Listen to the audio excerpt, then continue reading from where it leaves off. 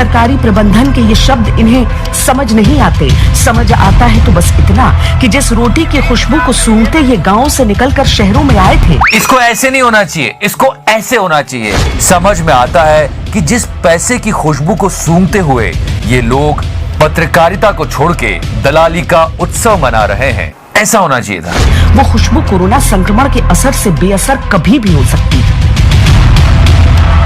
Let's do some more improvisation in this script. पैसे की खुशबू के आते और दलाली के चलते इस वायरस का असर भी आज तक वालों पर बेअसर हो गया। हिंदू ना मुसलमान हमें बेईमान। Let me go across to Kamalakar, one of our viewers calling us from Pune. Go ahead. What would you like to say?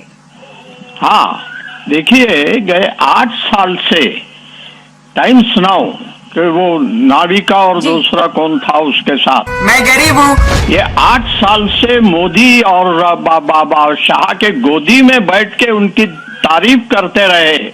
हाँ? कमलाकर जी, आप अगर ऐसे बोल रहे हैं, आपको क्या लगता है कि ये टाइम्स नाउ ये स्टोरी क्यों दिखा रहा है? बिकॉज जो कचरा आप चुनकर लाई, लेकिन ये नूरा कुश्ती मत किया कीजिए टीवी पर बैठकर। ये केवल दिखावे की कुश्ती है आप लोगों की। करते आप सब लोग वही हैं, बोलते एक दूसरे को, करते वही सब है। आप केवल एक दूसरे को बोलते हैं बैठ के, करते वही सब है। आपसे पूछ रहा हूँ, आ गई ना भाई बात, मैं इसी का इंतजार कर रहा था। प्रधानमंत्री कहते हैं कि जहां मैक्सिमम टेस्टिंग हो आप अधिकतम से अधिकतम नंबर बताइए, इसमें कोई शर्माने घबराने की बात नहीं है। लेकिन बीजेपी के प्रवक्ता टीवी पर बैठकर कहते हैं 60,000 केस है। आप हमें ताली बजाने के लिए कहते हैं, पूरा देश ताली बजाता है। आप थाली बजाने के लिए बोलते हैं, पूरा देश थाली बजाता है। आप कहते हैं दिया जलाएंगे, पूरा देश दिया जलाता है। कुंभ का मेला अभी तक चल रहा है, रैलियां रोड शो अभी तक हो रहे हैं। अरे भाई जागो। भीड़ रोकने के लिए ये जो तमाम पार्टियां हैं, ये अपनी तरफ से क्यों नहीं पहल कर लेती है? थोड़ी देर का गुस्सा है, उसके बाद सब शांत हो जाएगा। सही कह रहे हो भाई। क्यों आज जो है एकदम छोटे बच्चों की तरह कि जो मम्मा कहेंगी या जो चुनाव या आयोग कहेगा या जो टीचर कहेगी वही हम करेंगे, वरना बाकी फैसले तो आप खुद ले लेते हैं। आप थकते क्यों नहीं? थोड़ी मर्यादा रखिए। सब कहते हैं कि जांच साहसी की प्राण गंवाने में है, कभी कभी जीवित रहने में भी हिम्मत दिख जाती है। सांसद ने और मंत्री ने कि हाँ हमने उत्सव मनाया, हमने टीका उत्सव मनाया, लेकिन राहुल गांधी उस उत्सव पे सवाल खड़ा कर रहे हैं। तो सियासत कर कौन रहा है? दुनिया का सबसे हरामखोर जानवर मनुष्य भोसड़ी वाला।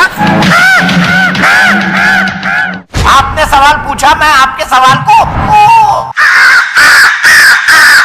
इस समय ये बहुत जरूरी है कि आप डरे नहीं, आप डिप्रेशन में ना जाएं, क्योंकि जो स्थिति है उसका सामना करने के लिए आपका मनोबल बहुत शक्तिशाली होना जरूरी है। बिल्कुल चुप। कहीं किसी का कोई मर रहा, कहीं किसी का कोई बीमार पड़ रहा, डॉक्टर है नहीं, और है तो इतना थका हुआ है कि वो मरीज अटेंड करने की स्थिति में नहीं है। और ऊपर से हमारे नेताओं को सत्ता की मलाई चाटनी है। राक्षस हो गए हैं, राक्षस जो लाशों पे खड़े होकर राजनीति करना चाहते हैं।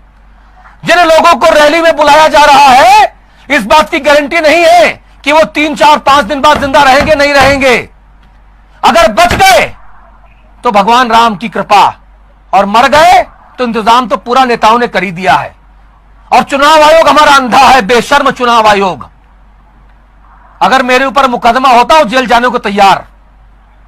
भारत का चुनाव आयोग सबसे ज्यादा महामूर्ख और अंधा चुनाव आयोग है, मंदबुद्धि चुनाव आयोग, जिसमें बैठे चुनाव आयुक्तों को केवल मलाई चाटनी है, सत्ता की चाकरी करके अपनी पद स्थापना करानी है। आज यहां है, कल किसी और पद पे बैठेंगे, बुढ़ापा ठीक से कटेगा। शर्म आनी चाहिए चुनाव आयुक्तों को हमारे भारत देश के, कि वो आम लोगों को कोरोना के मुंह में धकेल रहे हैं चुनाव के नाम पे। अरे क्या बिगड़ जाएगा अगर 6-8 महीना और राष्ट्रपति शासन या राज्यपाल शासन लगा रह जाएगा तो क्या तूफान आ जाएगा?